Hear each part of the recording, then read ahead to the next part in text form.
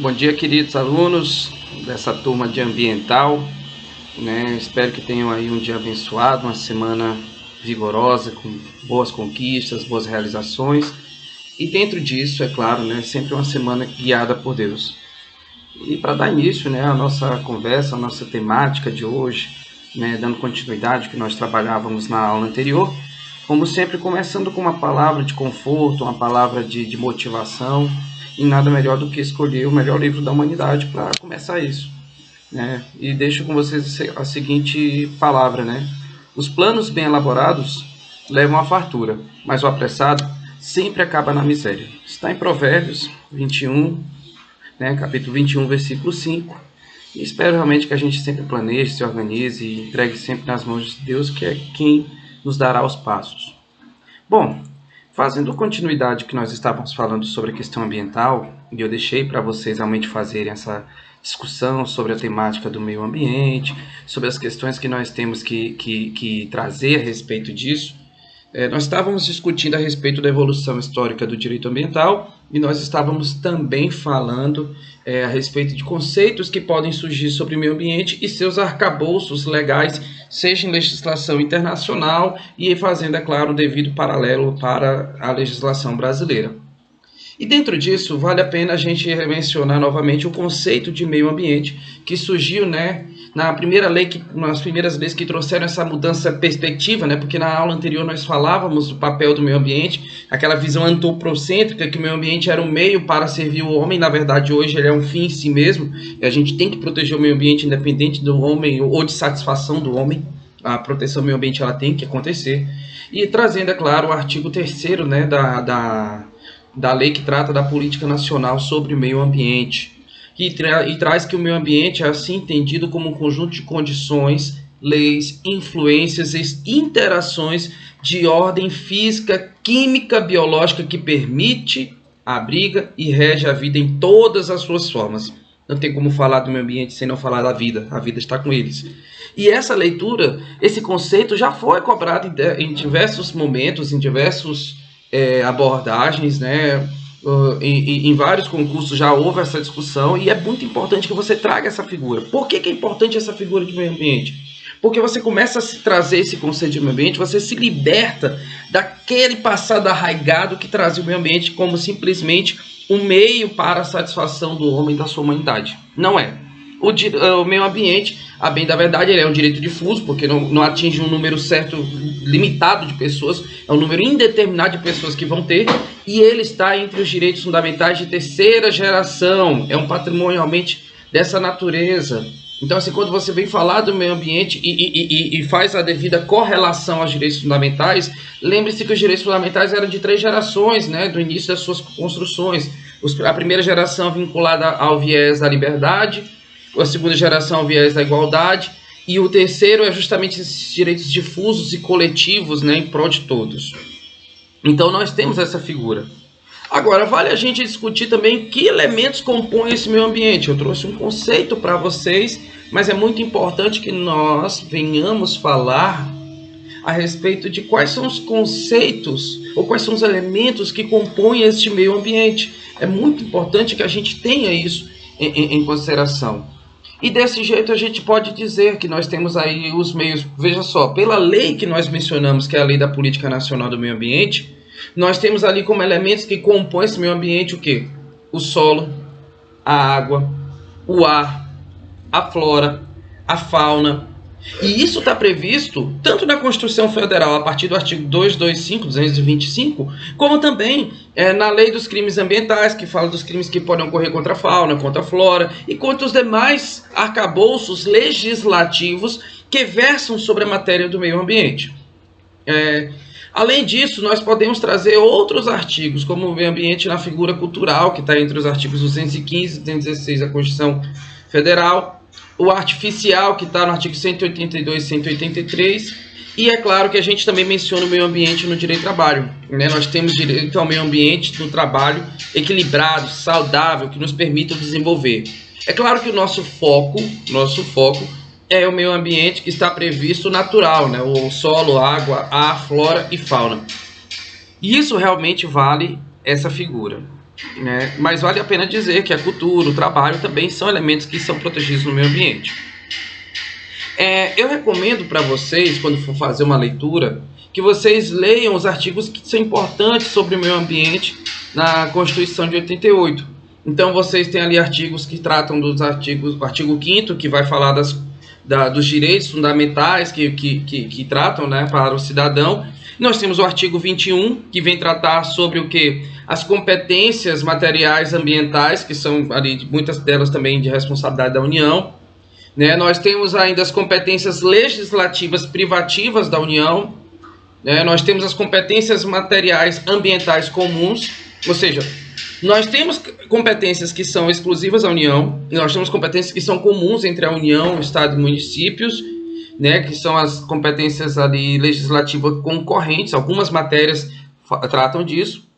Nós temos também dentro da Constituição Federal a possibilidade de mencionar a ação civil pública, que é um instrumento que o Ministério Público dispõe para que ele possa promover a preservação do meio ambiente, uma vez quando ele é atingido. Né? Nós temos essas figuras e nós temos aí realmente essa figura da responsabilidade de preservar o meio ambiente. E aí o que acontece? Nós temos que fazer algumas discussões que elas são bem interessantes. Quem deve exercer o poder de polícia ambiental? Ou seja, quem deve, dos entes federativos, tem a competência de fiscalizar e proteger o meio ambiente? A União? Somente a União? A União, os estados, Distrito Federal e municípios? Então, assim, se vocês pegarem a Constituição Federal, né, a competência para proteger o meio ambiente e combater a poluição em todas as suas formas é uma competência concorrente. Significa que compete concorrentemente tanto à União, quanto aos estados, quanto ao Distrito Federal e municípios, a proteção a este meio ambiente equilibrado e saudável que nós devemos ter. De modo que a ação administrativa da União prevalece sobre os demais entes federativos. Poxa, professor, mas como assim, né? Olha, vamos lá, o IBAMA é uma autarquia federal que move ações, realiza ações de proteção ao meio ambiente. Mas se você pega o nosso estado, o Acre tem, né, o IMAC, e é estadual, que também exerce uma competência de fiscalização. E se você pega a prefeitura de Rio Branco, ela também tem a secretaria, ou então tem a diretoria de proteção ao meio ambiente. Essa é uma figura realmente que pode existir. Né? Essa competência é uma competência concorrente, né, que eles podem fazer essa proteção. E ainda assim, o que acontece? Já que nós estamos falando de competências, né, tanta competência para proteção como a competência para legislar, é concorrente a competência entre a União e os estados e Distrito Federal para legislar sobre florestas, caças e pescas, conservação da natureza e defesa do solo, né, isso, e além disso de uma proteção ao meio ambiente e da poluição, e bem como uma responsabilidade por dano ao meio ambiente. Certamente vocês podem saber, né, que o Estado também possui regras para proteger o meio ambiente. Isso é uma discussão. Aí você me pergunta, poxa, e o município? Bom, o município ele tem sim o poder de proteger o meio ambiente dentro da sua circunscrição, dentro do seu limite de interesse local. De que maneira? O município pode tratar de resíduos. Nada impede que o município elabore uma legislação que trate sobre coleta de lixo racional e protegida, né? Isso pode acontecer. Ou seja, eu mostro para vocês que é possível tanto a União quanto o Estado e municípios regularem a matéria de proteção ao meio ambiente. E isso é realmente uma figura bem interessante. Agora, queridos, não esqueçam, toda essa abordagem que nós começamos a trazer a proteção ao meio ambiente, como ela surgiu ao longo da humanidade, como ela se traduziu na legislação brasileira, além do que também nós podemos trazer essa discussão de maneira bem propositiva a respeito dessas competências que a Constituição trata sobre proteger o meio ambiente, sobre legislar, sobre cuidar sobre isso. A gente tem que retomar aquilo que é muito, muito importante, que é justamente trazer à tona a proteção através, né, ou a regulamentação do direito ambiental por meio dos princípios. né? E aí você fica pensando assim, poxa, como que eu vou tratar isso? Nós, na aula passada, nós conversávamos sobre isso.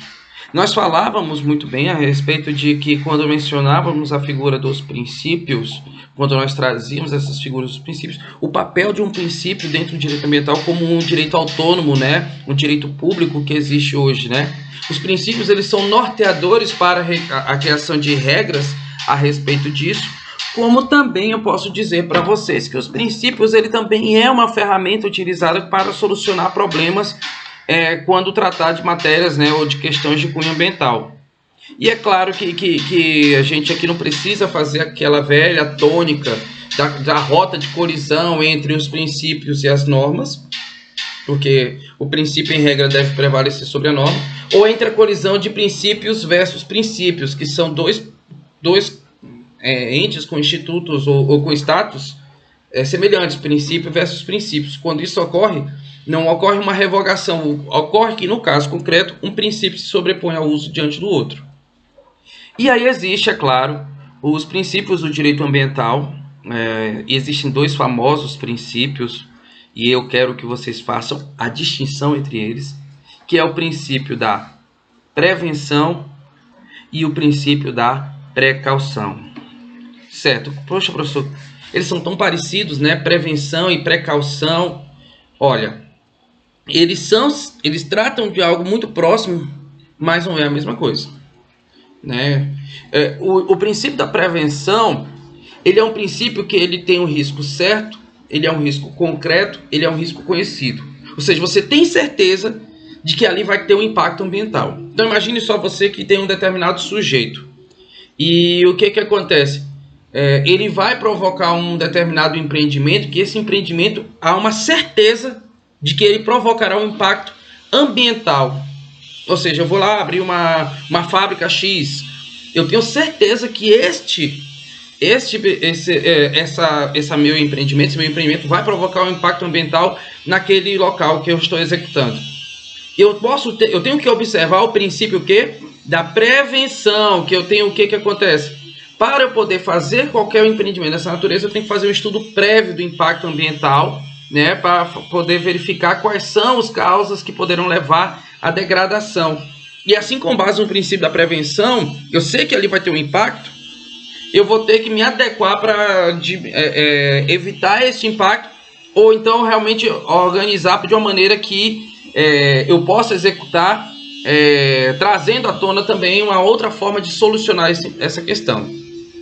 Veja, se o princípio da prevenção é um princípio que eu tenho certeza que aquele empreendimento vai causar um impacto no meio ambiente e eu tenho que agir para corrigir isso, o princípio da precaução não é assim.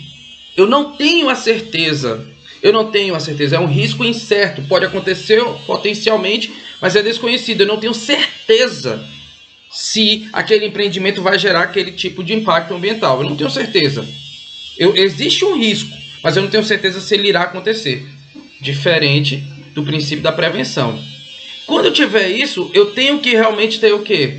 Se eu não tiver absoluta certeza disso, eu tenho que trazer essa questão de proteger. Eu tenho que trazer ali ao cara que vai fazer, ao sujeito que vai provocar essas mudanças de impacto ambiental, eu tenho que trazer a certeza de que ele vai compensar ou corrigir esse defeito, mesmo que eu não tenha ali, né, a convicção de que ali será um dano concreto.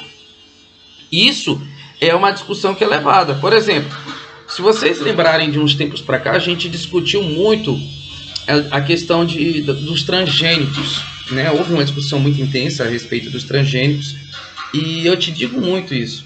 Quando a gente fala dos transgênicos, é uma discussão que ela é muito positiva, porque ela tem argumentos para ambos os lados.